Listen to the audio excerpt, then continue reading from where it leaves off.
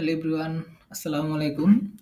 তো আচ্ছা, আজকে হচ্ছে সুন্দর একটা ক্লাস নিয়ে আলোচনা করব। ক্লাসের টপিক হচ্ছে প্রেজেন্টেশন বা উপস্থাপনা। হ্যাঁ, আর বক্তব্য বলতে পারেন এটাকে। তো হচ্ছে এখানে আপনি স্কুল, কলেজ, তারপর হচ্ছে ইউনিভার্সিটি, তারপর হচ্ছে অডিয়েন্স, সেমিনার, বিভিন্ন সেমিনারে গেলেন। এরকম সেমিনারে অনেক সময় আপনাকে যদি বলে একটা বক্তব্য দিতে, তো হচ্ছে আপনি কিভাবে বক্তব্যটা দিবেন, মোটামুটি এখানে যে 10টা পয়েন্ট, এই 10টা পয়েন্ট যদি আপনি ফলো করেন, মোটামুটি ভালো একটা বক্তব্য দিতে পারবেন আর কি। তো ভাই, স্টার্ট করে টাইম দেরি না করে শুরু করি। প্রথমে হচ্ছে ভাই গল্প বলা। গল্প বলা হচ্ছে কি, আপনি সুন্দর একটা গল্প বলে শুরু করতে পারেন যাতে ওই গল্পটা মানুষের মনে বেশিক্ষণ থাকে। আমরা যদি কোনো একটা গল্প বলি, গল্পটা কিন্তু আমাদের মনে একেবারে অনেকে লাইফ টাইম থাকে, অনেকে কিছু মাস না হোক বছর কিন্তু থাকে। তো গল্প দিয়ে শুরু করলে কিন্তু অনেক প্রেজেন্টেশনটা অনেক ভালো হয়। আর লাইফ টাইম এরকম কিছু প্রথমে কথাবার্তা বলবেন যাতে লাইফ টাইম মনে থাকে। হ্যাঁ, সবসময় জীবনমুখী মনে থাকে এরকম কিছু এক্সাম্পল বা কিছু কোশ্চেন ছুড়ে মারবেন দর্শকের মাঝে বা স্টুডেন্টদের মাঝে। হ্যাঁ, ছুড়ে মারলে ওইটা কিন্তু লাইফটা মনে থাকবে। আর সবসময় আই কন্ট্যাক্ট রাখবেন। হ্যাঁ, আই কন্ট্যাক্ট বলে চারিদিকে চোখ তাকাবেন। একদিকে যদি না তাকাইলে কিন্তু দর্শক তেমন একটা উপলব্ধি করবেন না। হ্যাঁ, আপনি চারিদিকে তাকাইবেন। আর হচ্ছে সবসময় হাসি থাকবেন। বডি ল্যাঙ্গুয়েজটা স্ট্রং রাখবেন। আর হাত নাড়াবেন অবশ্যই। হ্যাঁ, ওয়ার্ডের অনুযায়ী ওয়ার্ড মানে সবসময় কথা অনুযায়ী হাতটা নাড়াবেন। আর যে অডিয়েন্সটা ওইখানে হাঁটাহাঁটি করবেন। হাঁটাহাঁটি করলে কি হয়? আপনি মেমোরাইজিং পার্টটা ভালো হয়। যে যা বলবেন ওটা একটু মাথায় আসে। তারপর হচ্ছে ওই জায়গাটা পরিচিত হয়। আর মাথা নাড়াবেন তো বললামই। আর ৪ নম্বরে ভাই, অনেকে যদি বক্তব্য দিতে গেলে হ্যাঁ, ও, এগুলা বলা যাবে না ভাই, বুঝছেন? এগুলা বললে অডিয়েন্স তো যাবে, অডিয়েন্স বলবে আপনাকে এরা কারা? এ কেডা মামার বেটা?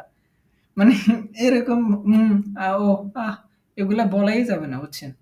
এখানে নন স্টপ ৫ নম্বরের যে কথাটা, এখানে নন স্টপ আপনি বক্তব্য দিতে আছেন, মাঝখানে আটকিয়ে পড়ছেন, ডোন্ট ওয়ারি, চালিয়ে যাবেন। যেটার পর যেটা কথা বলবেন। ভাই এখানে মানুষ তো বলবেই। মানুষ তো সবসময় কথা বলে। People are always ready to criticize you, people are always ready to pull your legs. Okay? তারা তো সমালোচনা করবেই। একসময় তারা চলে যাবে, আপনিও যাবেন। শেষ। মানুষের কথা ভাইবা কোনো দিক দিয়ে যাবেন না। আপনার মতো আপনি সুন্দর করে বক্তব্য বা যেকোনো জীবনের পথে চলে যাবেন। মানুষের কথা ভাববেন না। আর লাস্ট হচ্ছে কত? ৬ নম্বর হচ্ছে কতজন চারদিকে। আপনার একটা ক্লাসে ১০০ জন স্টুডেন্ট আছে আর আপনি হচ্ছে এখানে স্যার বলল আপনাকে একটা পড়া বলতে, হ্যাঁ?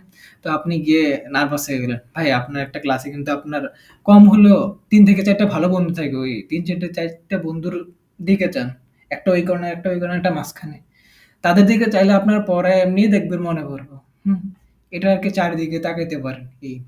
আরেকটা হচ্ছে চিনেন না। একটা অডিয়েন্সে গেলে আপনি কিন্তু অনেককে চিনেন না, হ্যাঁ? ওইখানে হচ্ছে তাদেরকে দাঁড় করাইলেন, বিরাট একটা সেমিনারে গেলেন।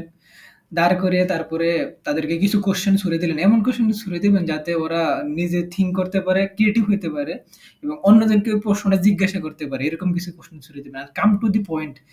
৮ নম্বরে যেটা, এটা হচ্ছে ভাই, ধরেন ইন্ডিয়া বাংলাদেশের সাথে হারলো। ৪০০ রান টার্গেট দিল, তারপর বাংলাদেশ হারলো। এরকম কিছু পয়েন্ট বলবেন। তারপর পাকিস্তান ইজ ইন রিসেন্টলি যে পাকিস্তান বাংলাদেশের কাছে টেস্টে হারলো। এরকম কিছুর কি point, come to the point যদি দেন, তাহলে অনেক ইফেক্টিভ হয়। আর শেষে ওরিটিএমের যে আলোচনা, হ্যাঁ? শেষে মুভির মতো শেষ করবেন। মুভি যেরকম ১ম এ প্রেম, ভালোবাসা, স্নেহ অনেক সুন্দর দিয়ে শুরু হয়। কিন্তু ভাই শেষ হয় মুভি দিয়ে একটা একেবারে বিয়ে দিয়ে শেষ হয়। কিন্তু বিয়ের পরবর্তী যে একটা কষ্টের জীবন আছে, ওই জীবনটা কিন্তু মুভিতে একেবারে তুইলা ধরেন না।